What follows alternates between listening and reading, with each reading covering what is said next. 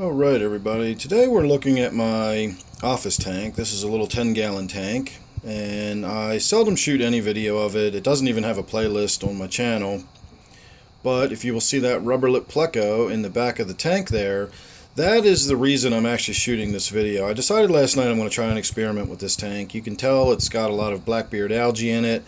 Everything is pretty much covered. If you'll see this sort of thick mat of green stuff growing on the Java fern, that's the green cyanobacteria. I have that in a lot of my tanks, especially my older tanks. I must have gotten it from somewhere at some point and then just transferred it through all my tanks before I knew what I was doing. So I'm not concerned about that. This tank is due for a water change, but I decided instead of actually getting in there and cleaning up the glass manually and wiping everything down, I just want to try and experiment and see what a single Rubber Lip Pleco will do if just left to his own devices. I'm not going to put any algae wafers in there. I'll just go ahead and keep feeding the fish like normal.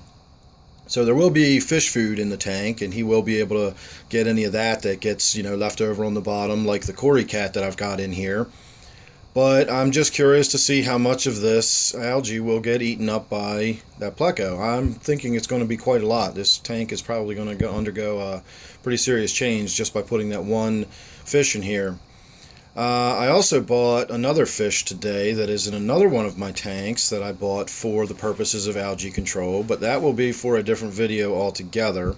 So make sure you're subscribed, that way you won't miss that. And I did want to give one final little bit of good news update for those of you that follow along regularly with my videos. Somewhere in here is my little Peppered Cory. I guess he's probably hiding in the cave because of all the commotion I've got going on right now with turning the lights on and off and putting the new fish in the tank and everything. But I have a little Peppered Cory in this tank. There he is.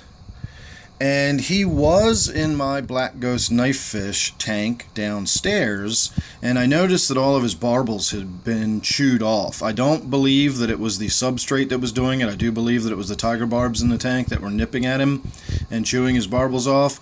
So I got him out of there. I kept him in a quarantine tank for a long time, and then a month or two ago he came up here and went in this tank, and I am delighted to say his barbels are growing back. He actually is starting to look like a normal catfish again with a face full of whiskers. So that's good news. They were chewed down almost to the point of non-existence, and I really thought they were gone and were not going to come back at all. But they have recovered, and he does look perfectly normal, like a normal Cory cat again. And then that, of course, is my silver molly. That's one of the oldest fish I've got. I've had him for probably almost 4 years now, well over 3 at least. So stay tuned, make sure you subscribe. Like I said, you want to make sure you follow along with the progress of this tank. It'll be interesting to see what a single rubber lip will do all by itself. And of course I do have that other video with the other algae eating fish I bought, and you don't want to miss that one either. So if you're subscribed, you won't miss anything. So thanks for watching this one, hope you enjoyed it, and I'll see you real soon on the next one.